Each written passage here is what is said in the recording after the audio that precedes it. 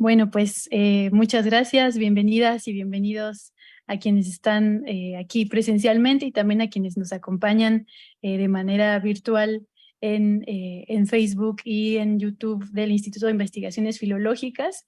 Y bueno, queremos dar la bienvenida a la doctora y querida colega Caroline Cunil, profesora del École de Hautes Études en Ciencias Sociales de París. Y bueno, quien hoy bueno, estamos muy contentas y contentos de tenerla aquí.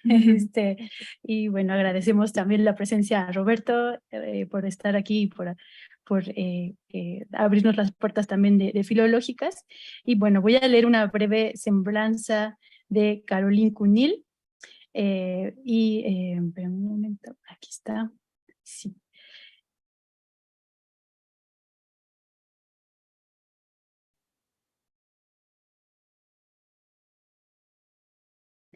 Bueno, Caroline Cunil es doctora eh, por la Universidad de Toulouse y realizó un postdoctorado en el Instituto de Investigaciones Históricas de la Universidad Nacional Autónoma de México. Fue becaria del Max Planck Institute for European Legal History.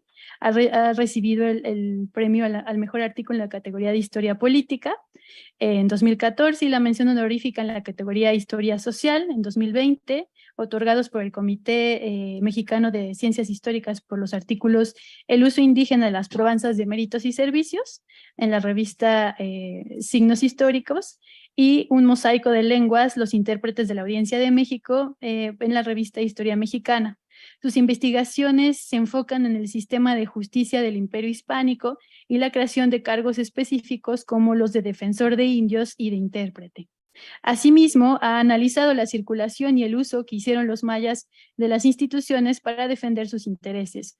Sobre estos temas ha publicado el libro Los defensores de indios de Yucatán y el acceso de los mayas a la justicia colonial, publicado por el CEPSIS en 2012, y el libro colectivo coordinado con junto con Luis Miguel Glave, Las lenguas indígenas en los tribunales de América Latina, publicado por el ICANN en Bogotá. Es asimismo co-coordinadora junto conmigo del nodo Lenguas de Gobierno, intérpretes, escribanos y traductores en los mundos ibéricos de la red columnaria, y en fechas recientes ha indagado sobre la cultura escrita en lengua maya yucateca y la creación de archivos en los pueblos mayas. Estas inquietudes la llevaron a coordinar junto con Dolores Estruche y Alejandra Ramos el libro colectivo Actores, Redes y Prácticas Dialógicas en la construcción y uso de los archivos en América Latina. Asimismo, el manuscrito Huay Sibnon Maya, escrita en la tierra llamada Maya, análisis de dos cartas inéditas del siglo XVI,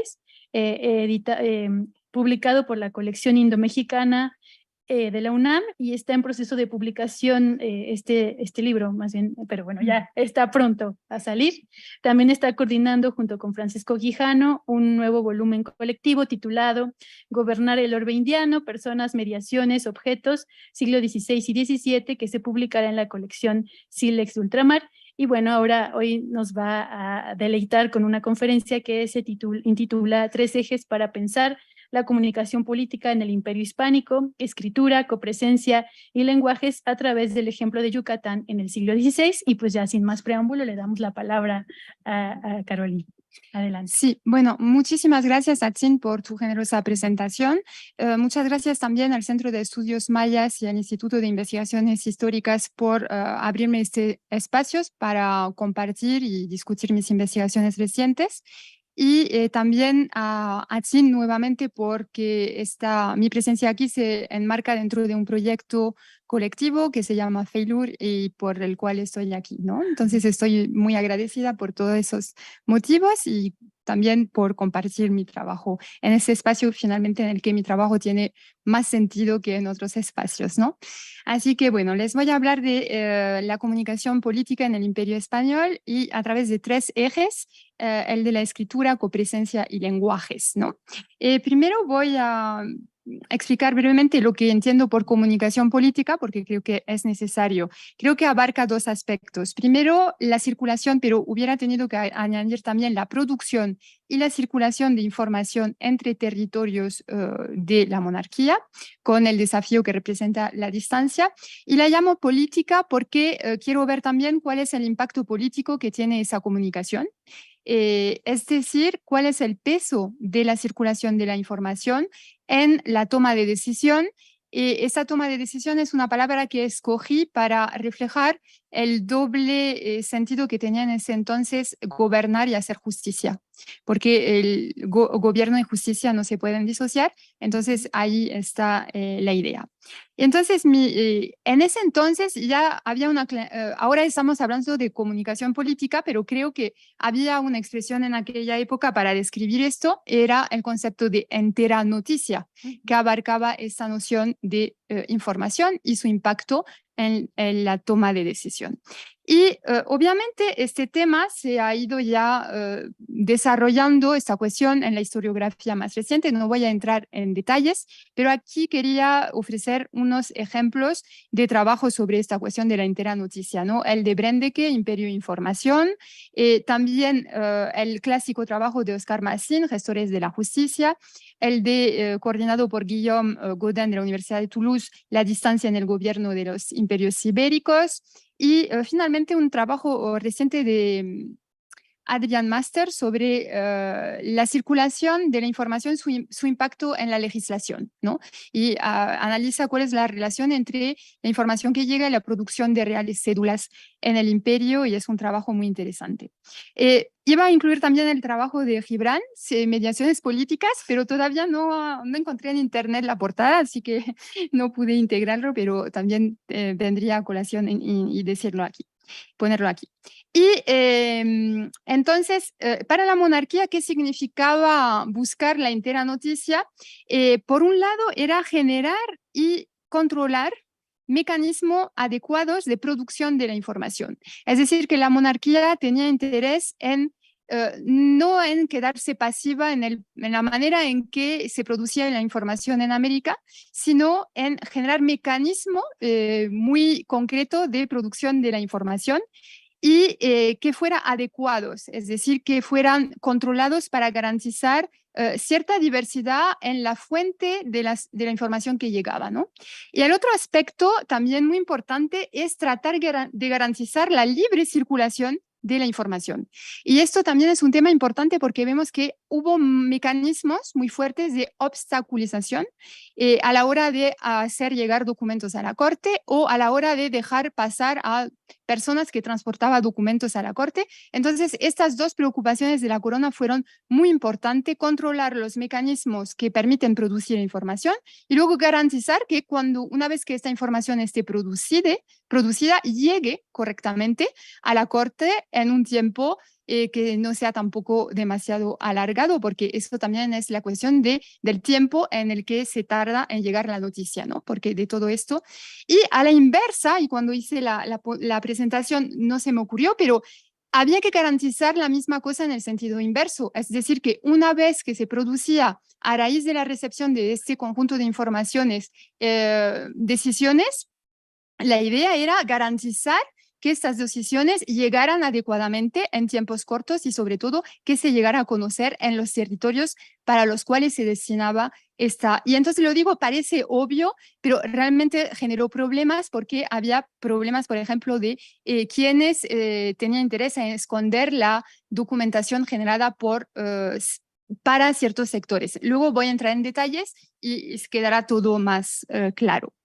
Y yo creo que estas cuestiones se han de tratar, bueno, desde luego desde el punto de vista de la monarquía, cuál es el interés para el gobierno de esta circulación de la información, y luego desde el punto de vista de los actores, digamos, locales, que ellos también piensan la comunicación desde una perspectiva política. Es decir, que cuando generan información, no lo generan sin pensar en el impacto que pueda tener, sino que ya lo van generando pensando en las repercusiones para el gobierno y la justicia que pueden tener la recepción de esa información. Entonces, es también pensar en los dos. Evidentemente, yo me centraré más en los actores indígenas, pero creo que también es importante ver cuáles son los intereses de los actores españoles o descendientes de españoles.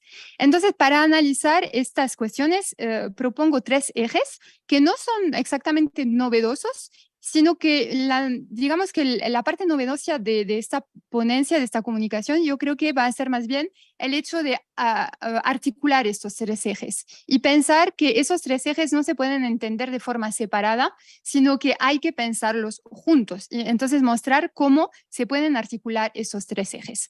El primer eje, que es el más obvio, en un sistema de comunicación a distancia, el primer eje de comunicación política es la escritura.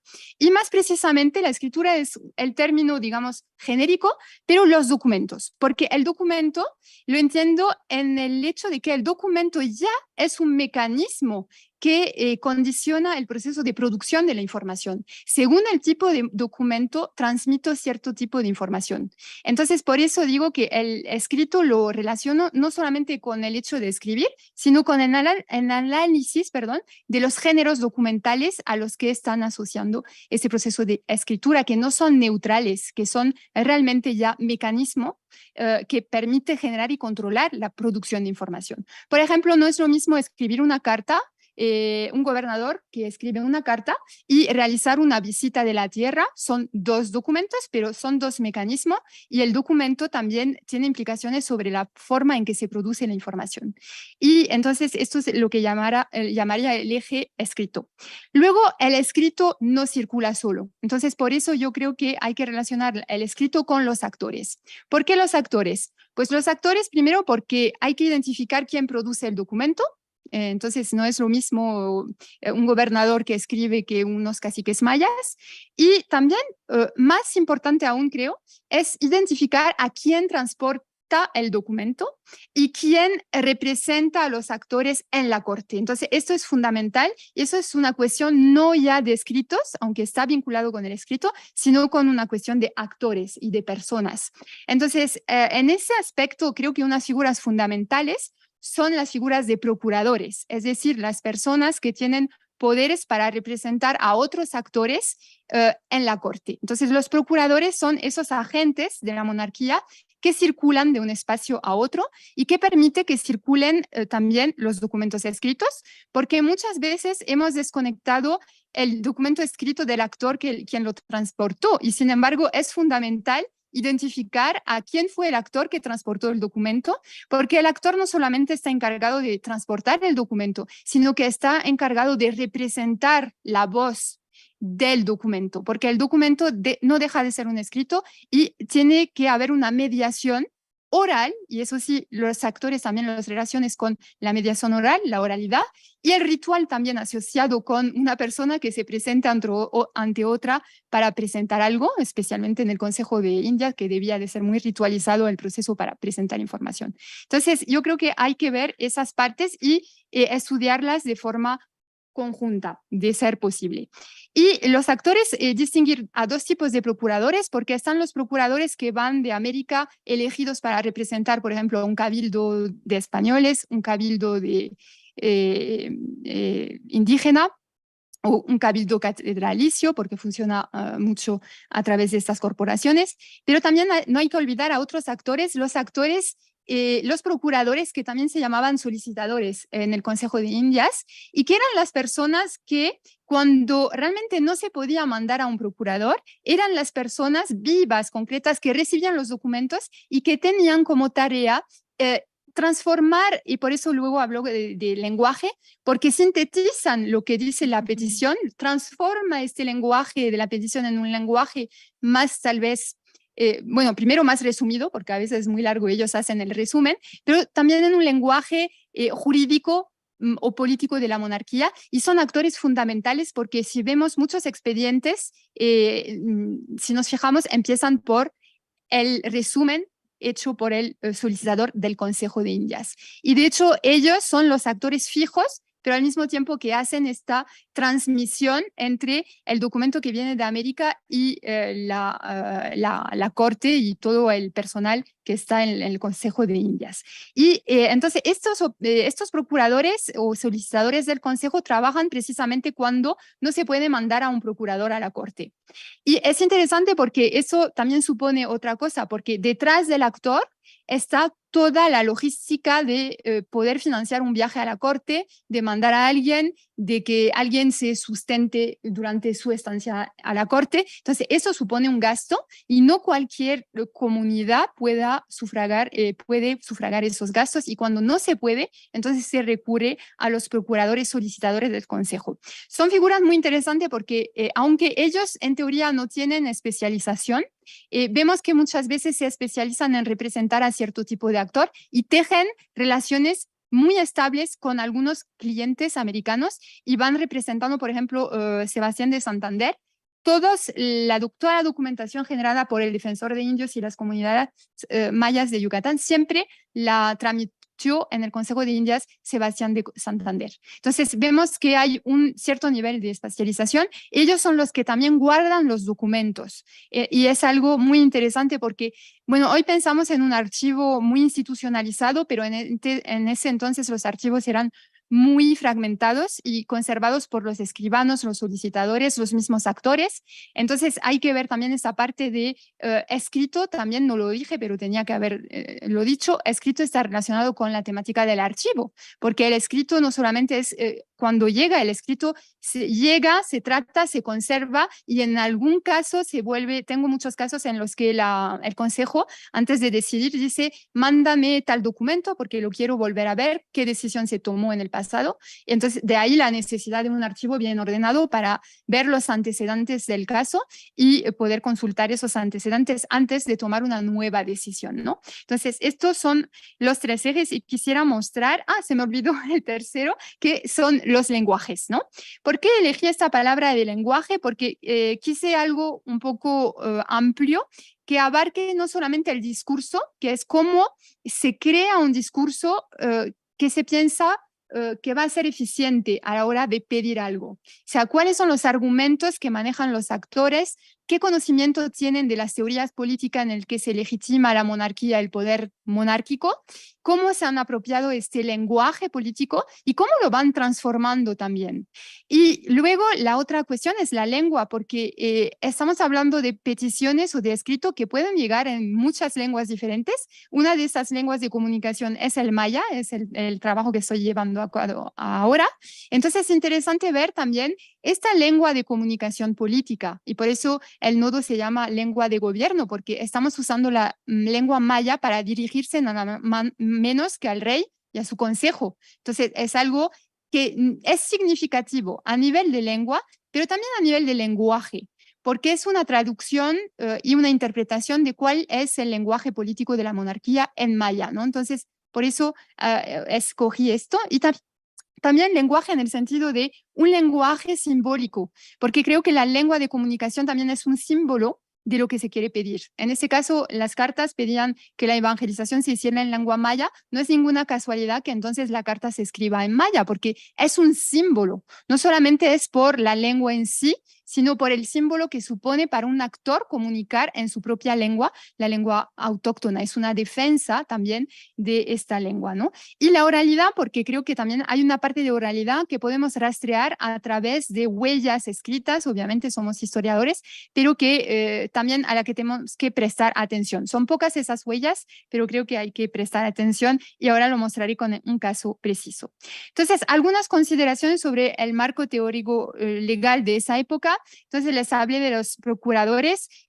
Básicamente, el procurador es cuando es una persona, un vecino, procura por otros y este mecanismo se pone en marcha porque la ausencia de la persona para representar sus intereses se considera que puede perjudicar a la persona. O sea, la ausencia, por eso la copresencia es importante. Entonces, la corona, tan temprano como en 1525, autoriza a que unas personas representen los intereses de otro para evitar precisamente esta posible pérdida de justicia. Se dice se pierde la justicia de no estar presente el actor para defenderse, ¿no? Entonces, este es una ley, digamos que justificada por la ley natural, dice las casas de defenderse. Obviamente esta ley luego se va extendiendo a la población indígena, porque cuando se consideran que los indígenas son vasallos del rey de España, hay una cédula que recuerda que también los indígenas pueden mandar a sus procuradores a la corte y que no.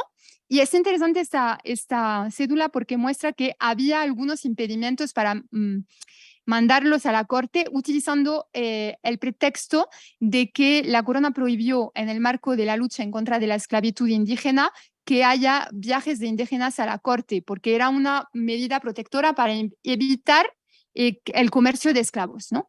Pero luego se dio cuenta que eso se podía convertir en un obstáculo para la libre circulación de aquellos actores indígenas que quisieran hacer un viaje transatlántico precisamente para procurar y para representar los intereses de su comunidad. Entonces, en 1551, la corona dice, bueno, que puedan venir los indígenas para alcanzar cosas que les son muy necesarias y se autorizan los viajes transatlánticos, pero bueno, luego tenían que venir con una justificación y ahí vemos la coordinación entre escrito y persona, porque tenían que venir con un escrito firmado que decía que realmente estaban procurando en nombre de tal y tal cosa. Entonces el documento también valida la legitimidad de la persona que viaja, ¿no? Esta cédula que creo, tiene su origen en algunas cartas de las casas y en Andrada, en el que ya en 1543 lamentan que, cito, sin ser llamadas, ni oídas, ni defendidas, él utiliza la expresión naciones indígenas, se habían tratado de su estado y libertad, entonces cosa muy importante, el estatuto jurídico del estado y la libertad, o sea, son dos cosas fundamentales, y se han determinado muchas cosas y diversas veces en su muy gran y irrecuperable daño y perjuicio, oyendo solamente a sus enemigos. Entonces, esto es una queja muy fundada en los hechos, porque sabemos que en esa temprana edad, los viajes transatlánticos, la mayoría eran hechos por procuradores de los cabildos indígenas. Entonces, cuando habla de los enemigos de los indígenas, las casas están hablando de los procuradores de los cabildos, que tienen mucho dinero para poder mandar representantes, a veces varios representantes, y mantenerlo en la corte por años, y que siempre están ahí procurando en los pasillos del consejo y van pidiendo normativas que favorezcan sus intereses. Y entonces lo que crea es un desequilibrio entre la presencia de esos procuradores, sobre los cuales, de hecho, ha trabajado Atzin en un artículo muy interesante que se ha publicado en Nuevos Mundo en Guatemala, y el desfase es que los procuradores indígenas son muy pocos. Entonces ahí crea un desequilibrio, no se oyen y se toman decisión sin oír a la parte adversa. Entonces de ahí la dificultad de la cuestión. Entonces las casas, bueno, la verdad que formuló esto de manera muy tajante, pero es basado en hecho, porque estoy haciendo un trabajo de ver los procuradores del Cabildo de Mérida y estaban viajando mucho a la corte, y en cambio los defensores de indio muy poco. Bueno, entonces esto se articula, como decía, con la figura de procurador del número del consejo. Bueno, ya lo expliqué, no voy a entrar esto porque quiero que también defendía su mediación a la hora de presentar los papeles de gracia y justicia, pero ya he hablado de esto, no voy a entrar ya en el estudio de caso, y lo he subtitulado Una carta a un procurador y un lenguaje Yucatán siglo XVI. En realidad son dos cartas, pero bueno, quería hablar de una, pero voy a hablar de dos. Bueno, en el Archivo de Indias hay una carta de 1567 que es conocida ya, digamos, bueno, en realidad, bueno, hasta la fecha se conocían dos cartas. Una carta de 1567, que se conoce desde el finales del siglo XIX, perdón, porque fue publicada en Cartas de Indias, entonces no es ninguna novedad esa carta. Pero bueno, en Carta de Indias solo se incluyó la transcripción española de la carta, pero había interés por el original en maya porque se hizo el facsímil de la versión maya. Entonces ya en el siglo XIX hay interés en el maya. Lo que pasa es que creo que el que compiló no tenía la competencia lingüística para transcribir ese documento, pero puso el facsímil, que ya para su descargo está muy bien, ¿no? Bueno, luego se fueron encontrado copias de estas cartas. Llegó el número hasta 6 cartas a lo largo del siglo XX, perdón. Y entonces, en un principio no se le dio mucha importancia a estas copias porque decía son copias. Entonces, no tiene interés analizar una copia porque siempre repite lo mismo. William Hanks fue el primero en decir, no, sí tiene interés la copia porque esto muestra que cómo esa carta circuló y porque está firmada por distintos grupos de caciques y se puede relacionar con el territorio y la organización territorial de los mayas. Y yo añadiría que también indica la capacidad de organización más allá del pueblo de indios, sino una capacidad de organización regional. Y eso es muy importante porque tenemos un poco la imagen de pueblos aislados, cuando no fue así. Eran pueblos que justamente a través de la tecnología de la carta siempre se estaban comunicando, ¿no? Luego está la otra cuestión de la injerencia de los franciscanos en este tipo de comunicación y de circulación. Y es otra pregunta a la que no voy a entrar ahora, a no ser que haya preguntas sobre esto, pero también es un tema interesante. Y luego hay otra carta en ese mismo año que se manda unos meses más tarde, mucho más larga, y ahí el mecanismo es distinto, porque en vez de sacar copia y que cada copia se firme en un pueblo cabecera, ahí se reúnen varios caciques en la ciudad de Mérida. Entonces, el proceso de producción es muy distinto, pero también muy interesante cómo el centro Mérida es un centro de reunión de los caciques a la hora de escribir un documento colectivo y sobre todo de hacerlo traducir por el intérprete general de Yucatán y de hacerlo validar por el gobernador. Entonces, esto es el proceso que también le da legitimidad al proceso de producción de esta carta. Y la carta es mucho más larga porque va entrando en los argumentos de los detalles que no había en la carta de 1567. Ahora, la historia de esta carta. La primera publicación de la carta se encuentra en los anexos de Stella María González Cicero, Perspectiva Religiosa en Yucatán.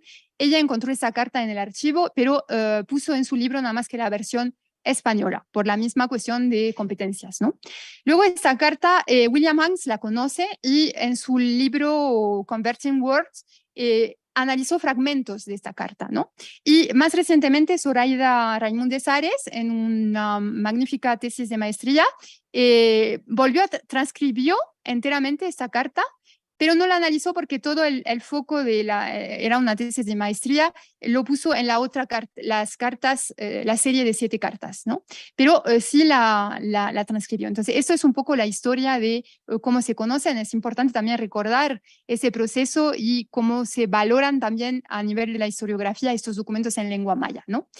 Y luego hay otra carta, que es la carta de 1580. Y esa carta era completamente desconocida y yo tuve la suerte de encontrarla en el Archivo General de Indias, que entonces viene a ser el tercer ejemplar de carta en lengua maya, escrito y mandado al Consejo en el siglo XVI, lo cual realmente es muy trascendental y muy importante este hallazgo porque completa el corpus que teníamos hasta ahora. Entonces es una carta que va en maya, traducida al español, firmada por un grupo de caciques y mandada a la corte.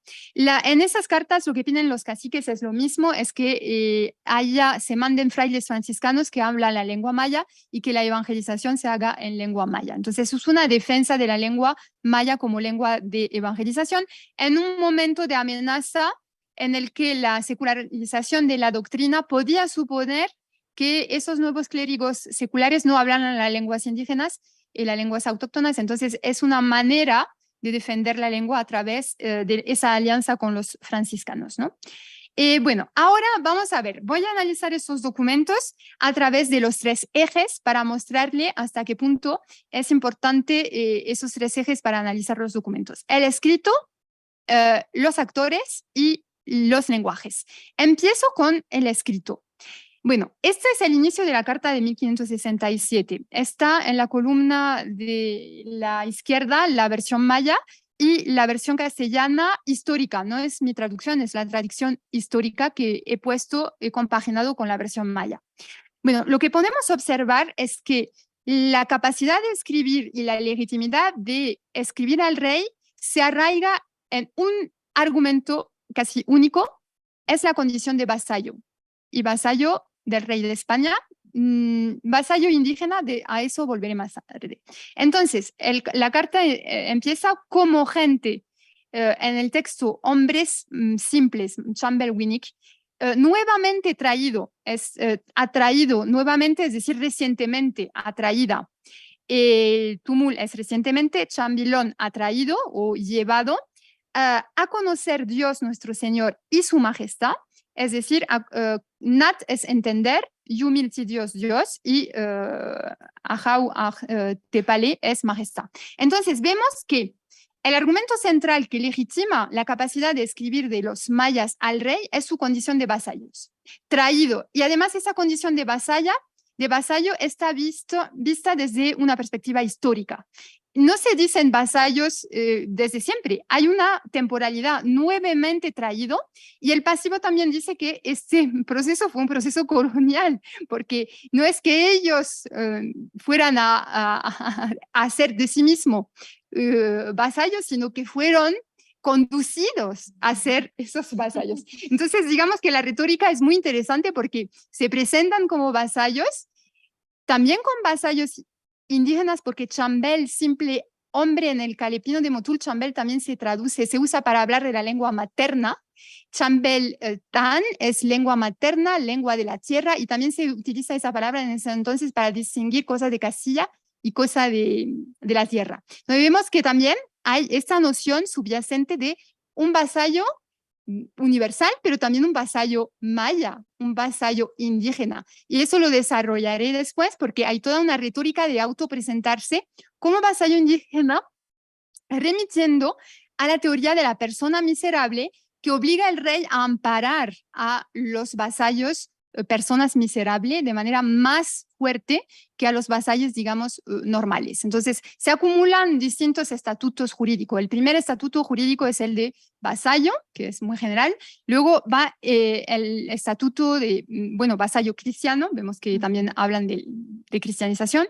Y luego el segundo estatuto, el estatuto de persona miserable, que las casas hace que se aplique a las personas indígenas como forma de exigir un amparo de la corona para corregir el desequilibrio entre la posición social de los españoles con respecto a la posición social de los indígenas. Entonces, de cara a este desequilibrio, se reivindica ese estatuto y los mayas, autores de esa carta, van a jugar con esas nociones, ¿no?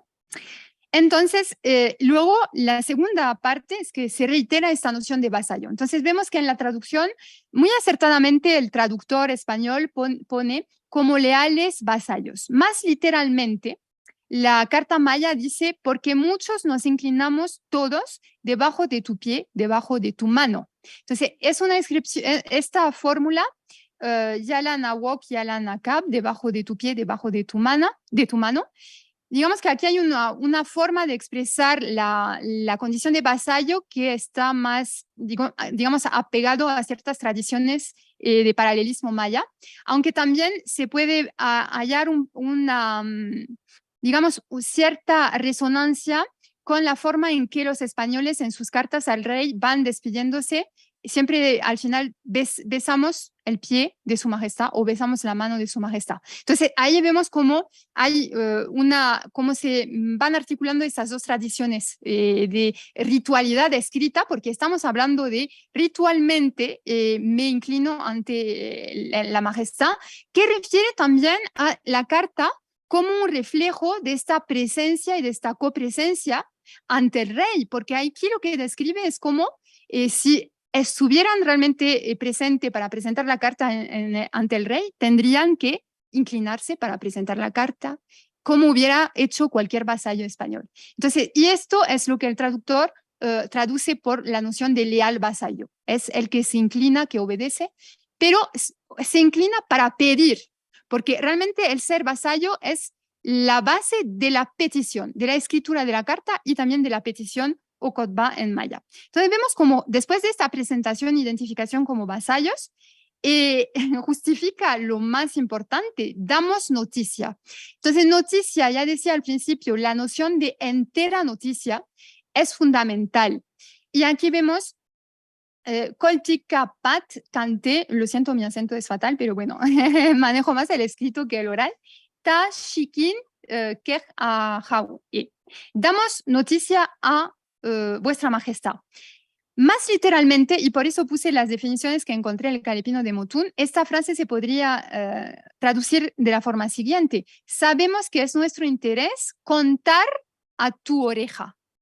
Entonces, shikin es oreja y pat es interés y kan es contar, practicar, ¿no? Entonces, aquí vemos que hay una conciencia de los mayas de que tienen que comunicar información con el rey y saben que es su interés comunicar información al rey. Y vemos también cómo se está conjugando dos niveles de manera de circular la información.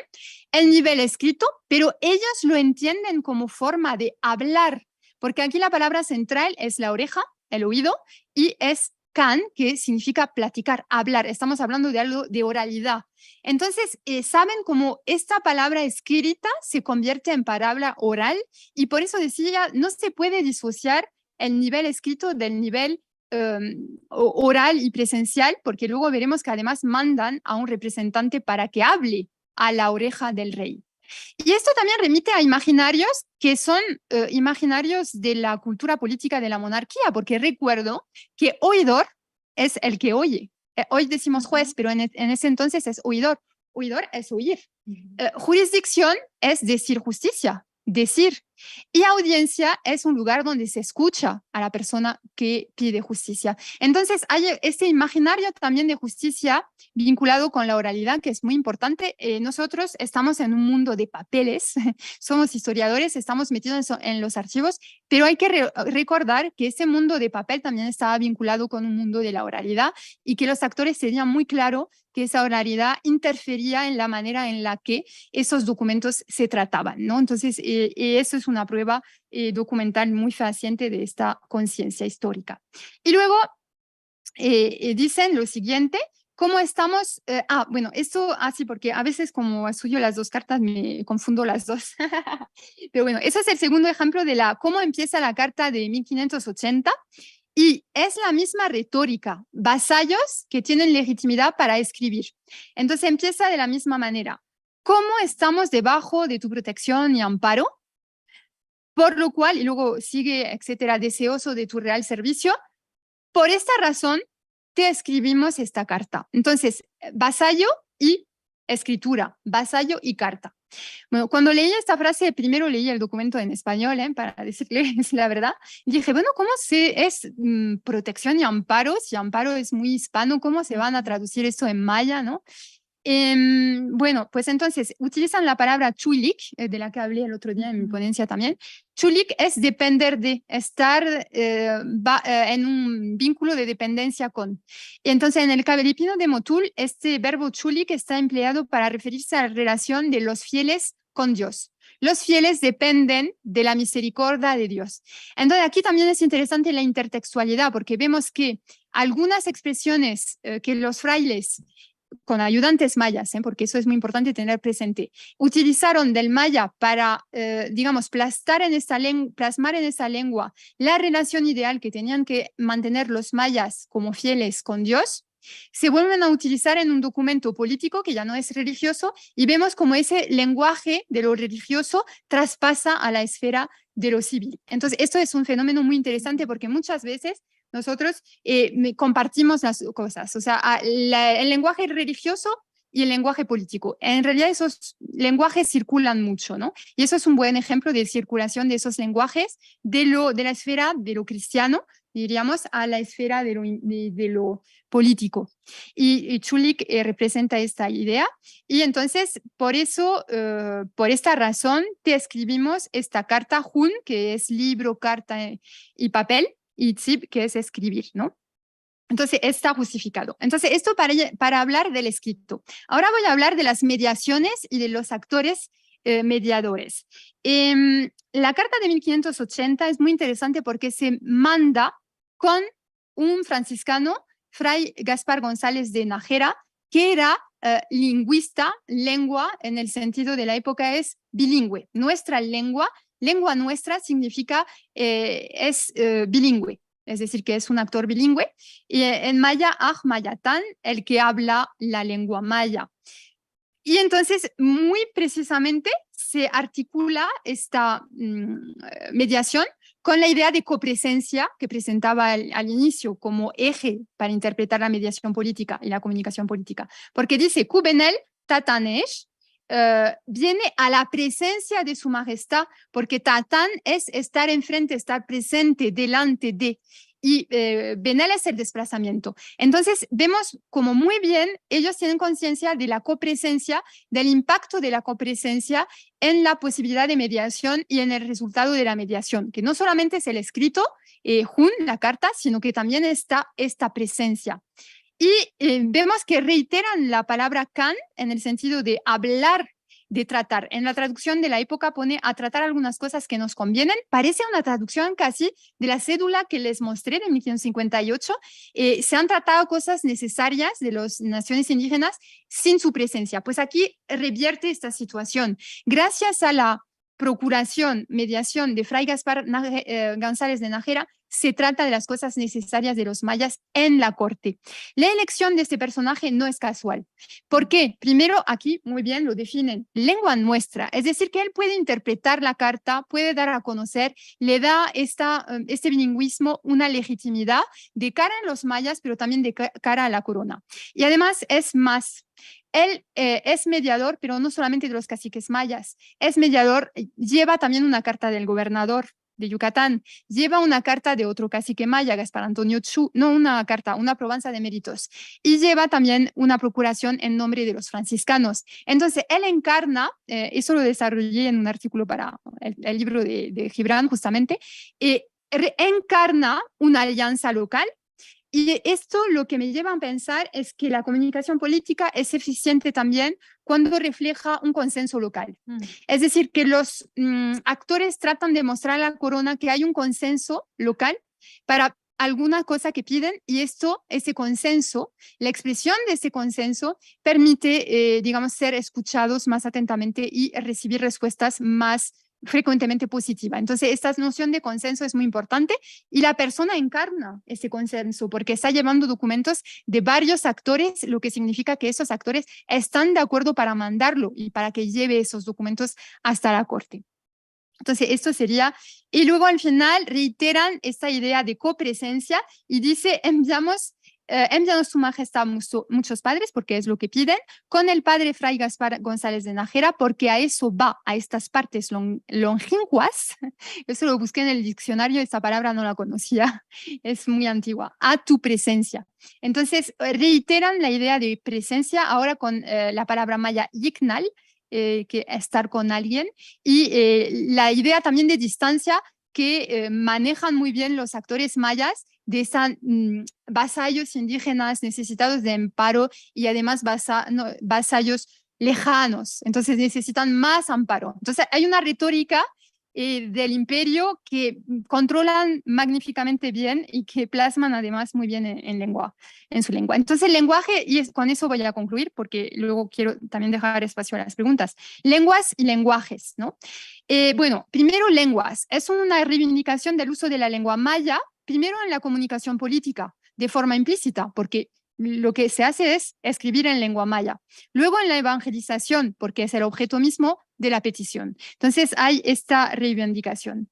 La intervención de los intérpretes, también que facilita esta comunicación política interlingüística, porque son dos intérpretes, Alonso de Arévalo, Juan Ruiz de la Vega, y también Fray Gaspar de Nájera, lengua, representante en el consejo de esta lengua, ¿no? Y de esta empresa también de traducción. También la lengua como medio de autoidentificación como vasallos indígenas. Creo que es muy importante también insistir en que se reivindican como vasallos, pero vasallos indígenas. Y esto a través de dos cosas. Uno, la lengua, porque la lengua es una identificación como vasallo indígena. Y dos, con el uso de la reiteración de la palabra miserable en la carta. No pude insistir en ese aspecto, pero se lo digo y espero que confían en que sí están en la carta. Entonces, y esto lo vinculan además con una noción muy importante el hecho de por qué son vasallos indígenas, conocen el territorio y tienen legitimidad para hablar del territorio. Son mediadores entre el rey y la población local y este territorio. Y ahí, por ejemplo, el arraigamiento local de los autores ponen algunos de nosotros, los caciques y nuestros principales de esta provincia de Yucatán, de donde somos naturales, hay para la traducción. Realmente el traductor cortó parte de lo que tenía el texto maya, porque literalmente el final de la carta dice así, porque aquí es nuestra tierra y somos naturales de aquí. Entonces, es muy fuerte esta retórica del arraigamiento local, del arraigamiento en la tierra. Aquí dice Huayi, de Íptico, aquí. Lum es la tierra y Ka en ese entonces significa nuestro. Aquí es nuestra tierra, no es cualquier. Bueno, el intérprete traduce de manera más neutral de dónde somos naturales. Está bien la traducción porque natural es originario de un lugar en ese entonces, tanto en Castilla como en América, entonces la traducción es correcta. Lo que pasa es que edulcora un poco la reivindicación territorial, que realmente si se tradujera literalmente es un poco más fuerte que simplemente decir de dónde somos naturales. Y luego además insiste, Aj otoch nal on isham. Creo que se podría traducir porque otoch es los que tienen casa, porque lo busqué en el Cayapino de Motul, que tienen casa aquí, nosotros los que tenemos casa aquí. Entonces, bueno, el arraigamiento local es fuertísimo y pasa a través de la tierra, a través de la lengua y da legitimidad. Nosotros te hacemos llegar esa petición porque nosotros sabemos lo que necesitan nuestros vasallos, porque además ellos se reivindican como también señores de los vasallos, ¿no? Porque son caciques y tienen vasallos a su cargo. Entonces, es muy interesante la forma en que presentan sus peticiones. Bueno, conclusiones, yo creo que esas cartas son interesantes porque muestran primero el trabajo de adaptación de la lengua maya al discurso político monárquico. Se podría hablar del concepto de traducción legal, porque creo que la Carta Maya ya va pensada como una traducción de un lenguaje, que es el lenguaje de la monarquía, pero se adapta y se transmite en lengua maya. Esta transmisión nos permite también ver más de cerca algunos conceptos políticos de los mayas, ¿no? Y creo que es interesante por eso.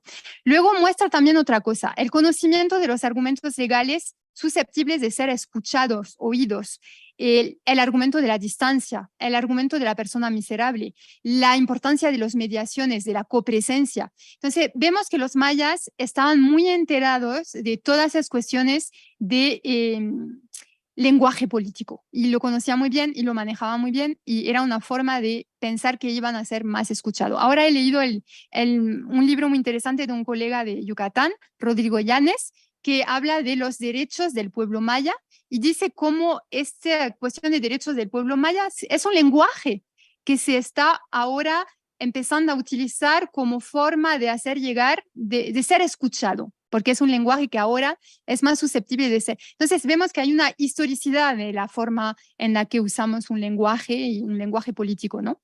Y luego, como decía, yo creo que es un buen ejemplo de mostrar cómo se pueden entrelazar el análisis de la escritura, los actores y los lenguajes para analizar documentos de esa época y para entender lo que llamamos hoy comunicación política. Bueno, muchas gracias por su escucha y bueno, ya está. Bueno, muchísimas gracias. Ay, sí, sí se oye, ¿no? Muchísimas gracias, Caroline, por esta excelente conferencia, ¿no? Y muy interesante. Yo creo que hay muchas preguntas. Bueno, eso esperamos siempre, ¿no? Entonces, bueno, no sé si alguien tenga aquí una pregunta, algún comentario.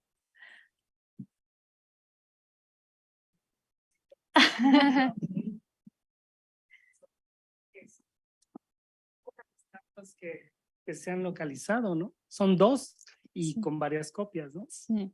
Hasta donde tengo entendido. Bueno, y que nos mandaste un trabajo espléndido para estudios de cultura maya. Lo cual nos dio la primicia. Sí. Bueno, muchas gracias por tu comentario y espero seguir haciendo una misma investigación para ver si encuentro documentos de este tipo para el siglo XVII. Así que bueno, no sé, a lo mejor encuentro algo. Bueno, muchísimas gracias, Caroline, como siempre, y felicidades por esto. Gracias también al Centro de Estudios Mayas, que de pronto ya están aquí todos, si se había fijado. Yo tengo dos preguntas en el sentido en el que vas llevando el tema. Me parece fantástico la idea de articulación entre lengua como escritura, actores y luego lenguaje, ¿no? Pero entonces, ¿en qué medida cuando dicen lengua nuestra del fraile, lo que están diciendo los productores es que es su intérprete y no, digamos, o sea, no el de otros, no el de la corona, ¿no? Sino el nuestro. Esa sería una primera cosa que, digamos, hasta qué punto se puede interpretar de esa forma. Y luego una segunda cosa que me parece un gran acierto cuando tú muestras hasta dónde se queda el traductor, pero luego lo que hay en la última carta con respecto a... Pero creo que es muy importante lo de casas, porque pareciera como que ahí ya también hay un esfuerzo de adaptación para pensar quién tiene derecho o no a relacionarse con la autoridad y que parece como si hubiera ahí detrás algo que nos remite a la vecindad castellana, Sí, ¿no? eso te iba a decir. Sí. Bueno, muchas gracias, Gibran, por los dos comentarios.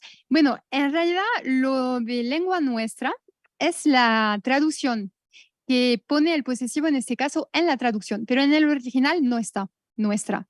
Y además, eso es muy interesante lo que está sobrellevando, es el problema de la traducción. Utiliza el traductor nuestra para evitar traducir maya. Es una estrategia de evitamiento de caracterizar de qué lengua se trata.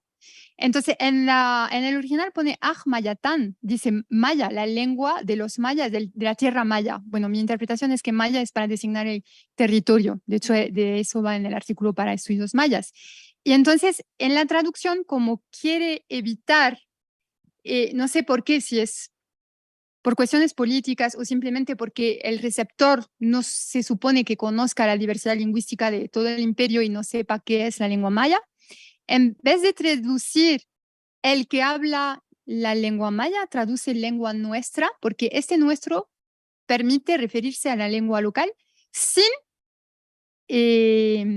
caracterizarla.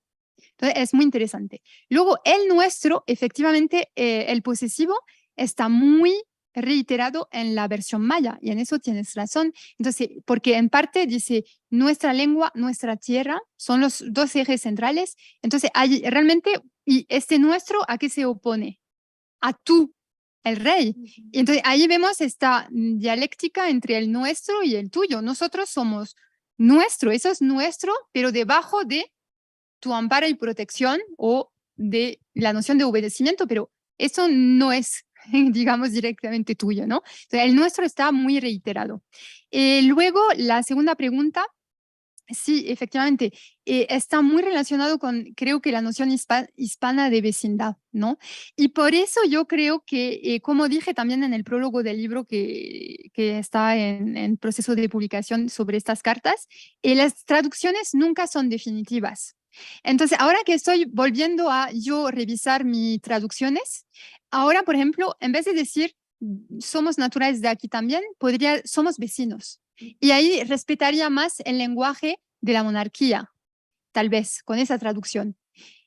No sé. Pero además ayuda a pensar la idea de casa, Sí. porque luego ya en toda la historiografía sobre la vecindad se nos olvida que es el que está generando derechos porque vive allí. Sí. ¿No? Noción de poblador también, vecino, poblador, de casa, familia, y efectivamente está en este otoch, ¿no? Y sí decir que esas traducciones no son definitivas, y de hecho yo creo que publiqué también la traducción como ánimo para que otros la miren y propongan otras traducciones, porque la traducción es muy importante en la transmisión del mensaje, y sin embargo la traducción es muy históricamente situada. No se traduce lo mismo en el siglo XVI que ahora, y a lo mejor en 10 años se necesitará otra traducción que no es la mía. Entonces, por eso también es como un incentivo a relativizar la traducción, verle como es una herramienta de comunicación, y luego animar a que se vuelvan a traducir. No sé si hay alguna otra pregunta. Sí, Roberta. Sí.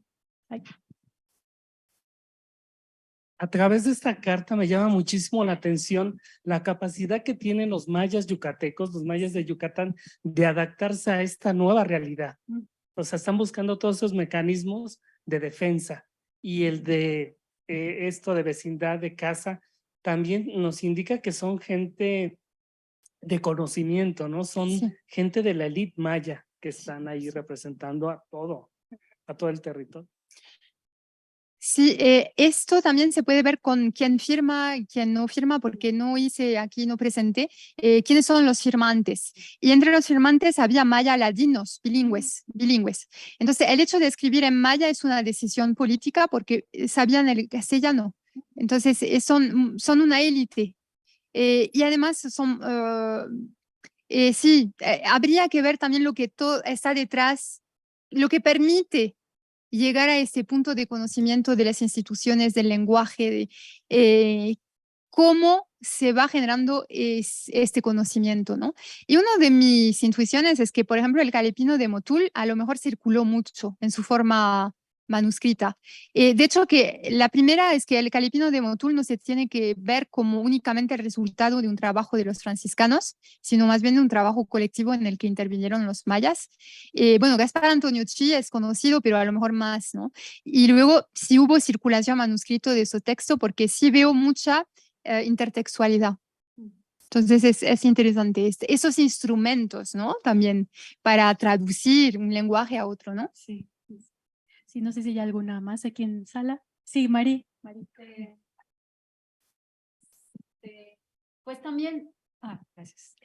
Podrías examinar otros diccionarios. Estoy pensando en el diccionario Cachiquel, bueno, el calepino Cachiquel de Tomás de Coto, donde también hay como una ampliación semántica tremenda acerca de Ochoch, ¿no? De la casa, ¿no? Que también te podría, bueno, que es en realidad un diálogo entre los misioneros y los mayas, ¿no? Claro. Entonces, ahí podría ayudarte también a entender un poco más, bueno, a ampliar, porque ya de hecho, pues, este diálogo es interesante, ¿no?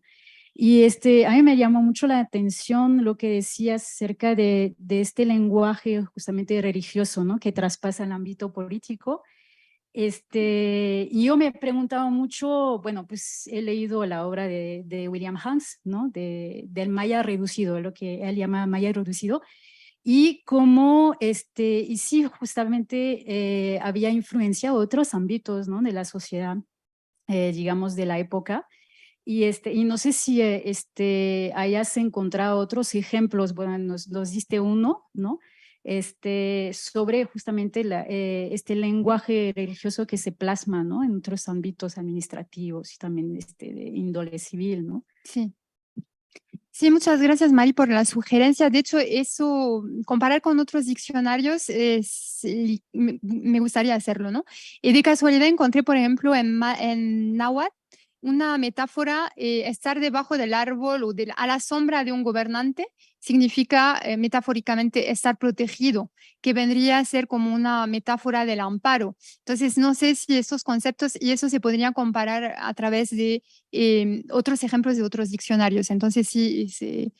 Por ejemplo, la idea de vasallos en la sociedad quiché, pues la traducen como con este disfrazismo de alcajor, ¿no? Que son los hijos e hijas que son considerados como vasallos a nivel político, ¿no? Entonces, este término de parentescos que se van plasmando en otros ámbitos, Sí. por ejemplo. Sí, es muy interesante esta visión comparativa de cuáles son las estrategias de traducción y qué nos dice sobre la cultura maya, ¿no? Y qué importancia le va dando a un aspecto o a otro, ¿no? Más bien.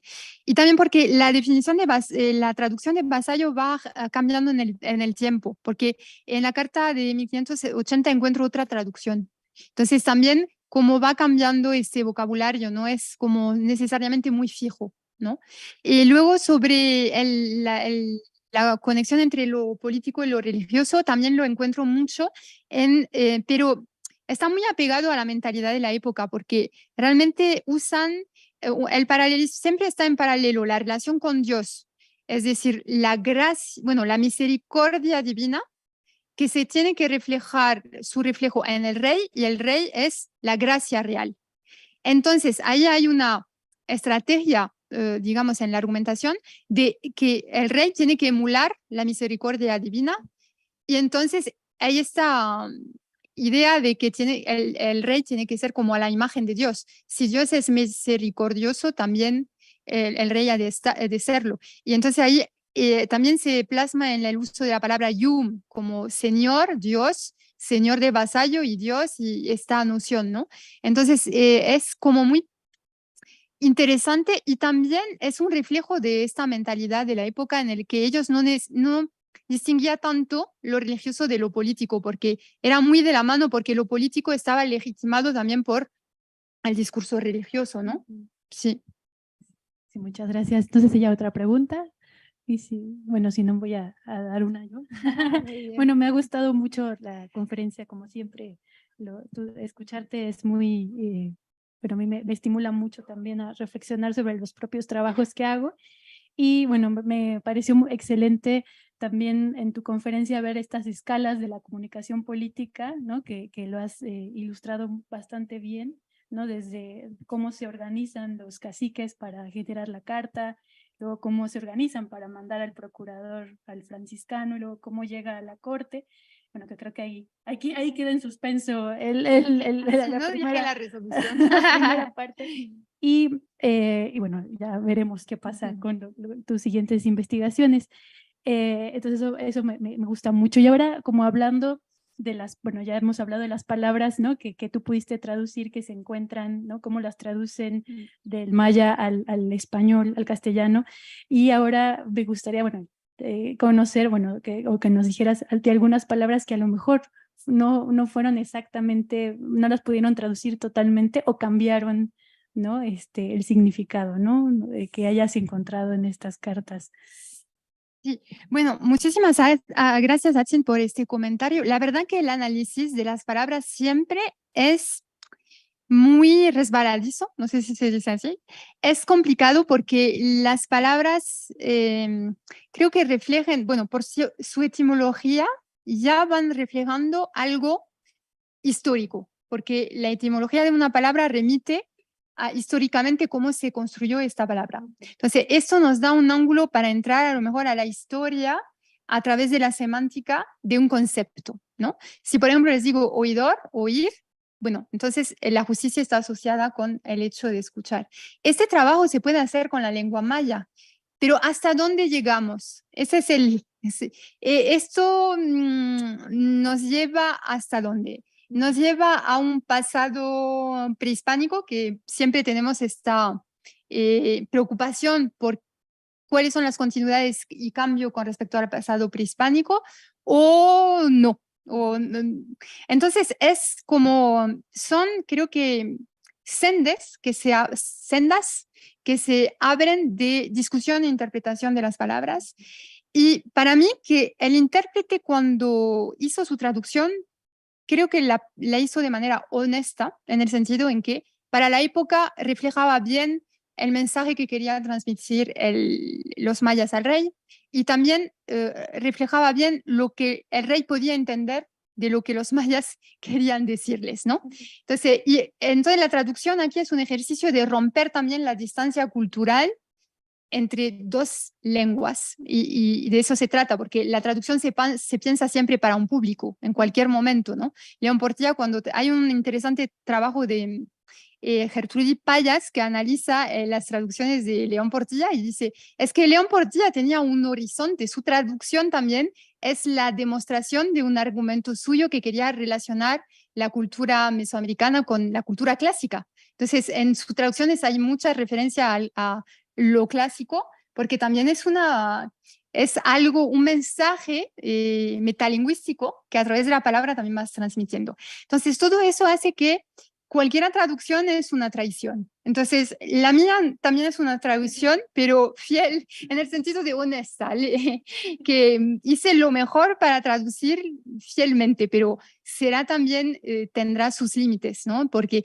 esos límites son de hasta dónde podemos llegar con la interpretación de las palabras, ¿no? Pero muchísimas gracias. Es una pregunta que siempre me estoy haciendo y que estoy tratando de plasmar en una reflexión metodológica, pero no he llegado hasta el punto de formularlo bien. Así que por ejemplo, los conceptos que comentas de cómo van cambiando, ¿no? Que mencionabas cuando hablan de la Eucaristía.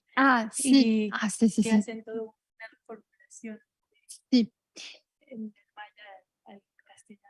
Exacto. Y también hay como procesos de, por ejemplo, el pan lo llaman tortilla en maya y en la traducción es pan. Entonces ahí también es como el lenguaje también está relacionado con una realidad y eso no significa que tergiverse el sentido de lo que se quiere transmitir en el mensaje, sino que el lenguaje también está relacionado con cosas muy concretas de la realidad que nos rodea, ¿no? Entonces, efectivamente, esto también es otro eje de interpretación, es ver cuál es la realidad. Yo creo que Hans utiliza el concepto de habitus para mostrar también esa relación entre lenguaje y entorno, porque el lenguaje se va desplegando en un entorno concreto, ¿no? Entonces, esto también es otra dimensión que hay que tomar en cuenta. Sí.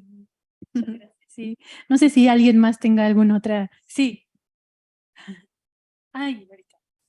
Esto que estás encontrando en los diccionarios de al amparo, a la sombra, es también lo que los indígenas esperan del rey, ¿no?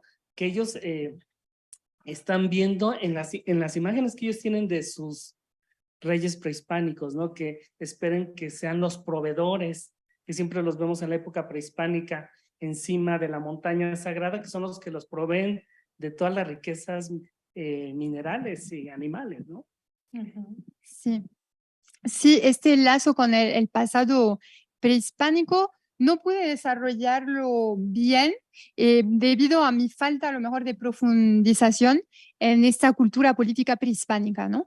Pero sí es mi intención también, o sea, bueno, de hecho, justo ahora encontramos a unos colegas que trabajan en el periodo prehispánico, desarrollar más también esa colaboración con quienes trabajan en el periodo prehispánico porque nos pueden ayudar a entender mejor algunos conceptos que sí transparecen en la carta y a lo mejor yo no tengo como la capacidad para realmente entender plenamente a qué se estaba refiriendo, a qué imaginario se estaba refiriendo. Es un trabajo complejo porque también se supone colaboraciones interdisciplinarias. Sí. Sí, por favor. Sí. Pues felicidades por la ponencia. Me surge una pregunta y un comentario. ¿Se sabe quiénes son los traductores de las cartas? O sea, la primera. Y la segunda, yo tengo un caso semejante, más o menos, pero de 1561. Y es aquí del centro de la Ciudad de México. Bueno, del Valle de México. Son varios pueblos, bueno, tanto de la región Puebla, Tlaxcala, Texcoco, Xochimilco, México, que a un fraile le encomiendan muchas cosas. Entonces, y ahí las cartas dice que mandan pinturas, es decir, códices, porque están peleando, es la epidemia, luego la tasación de tributo, entonces no pueden pagarlo. Entonces hacen todos ahí firman los cabildos esas cartas y le piden al rey que interceda como que dé la justicia y ellos que son señores de estas tierras, etcétera. Y bueno, igual es interesante cómo estos frailes son los intermediarios o esos agentes que llevan todos los papeles. Igual en este caso no sé ni dónde terminaron las pinturas ni qué sucedieron, pero al menos refieren dos pueblos que envían esas pinturas, ¿no? Donde relatan todo lo sucedido. Otra dice que tienen miedo a las autoridades españolas y que mejor lo mandan en pintura para que el rey la entienda, ¿no? Como si la pudiese comprender, ¿no? Entonces esos imaginarios entre ambas personas, bueno, creo que sí da para todavía seguir un poco comparando y estudiando estas estrategias que tienen estos indígenas. Sí. Y pues felicidades tanto por el artículo como por la ponencia. Bueno, muchísimas gracias Javier, por el comentario. Sí, los traductores sabemos quiénes son. El primer intérprete es el intérprete del juzgado de Yucatán. Alonso de Arévalo es un español bilingüe y sirvió como intérprete mucho tiempo. Y el segundo es menos conocido, no entiendo muy bien por qué lo escogieron a él, es todavía una incógnita para mí. Se llama Juan Ruiz de la Vega, firma de hecho el documento, pero no era intérprete general.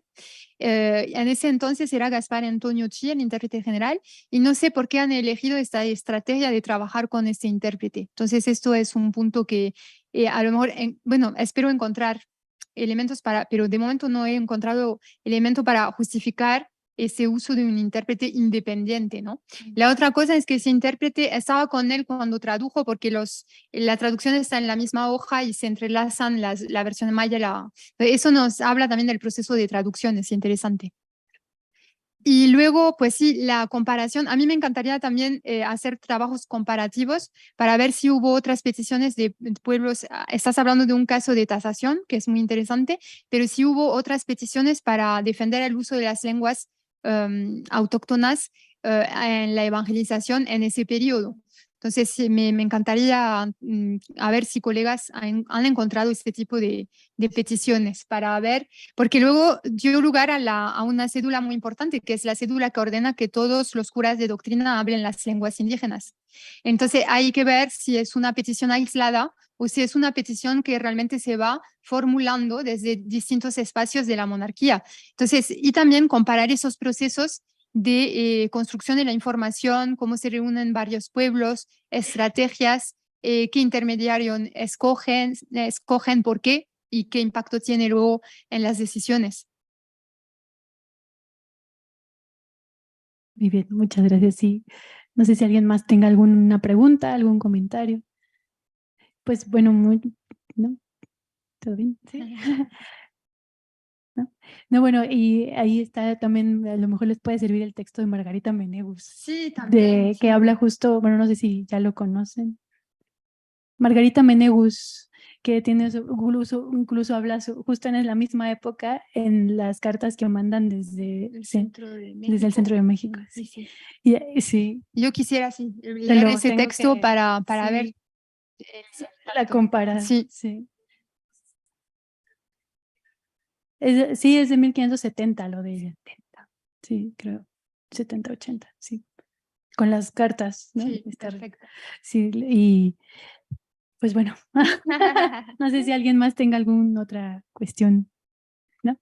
Bueno, pues agradecerte mucho otra vez, Caroline, la verdad, fue todo un deleite escucharte, ¿no? Y ver también cómo te vas fascinando con las traducciones, que bueno, que es algo muy, muy interesante. Y pues bueno, no sé, muchísimas gracias también al Centro de Estudios Mayas, al doctor Roberto Romero y al Instituto de Investigaciones Filológicas por acogernos y bueno, pues gracias también a quienes están aquí. Sí, muchas gracias a ustedes. Gracias.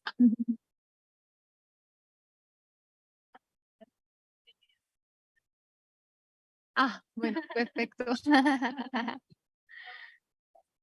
Bueno, está bien.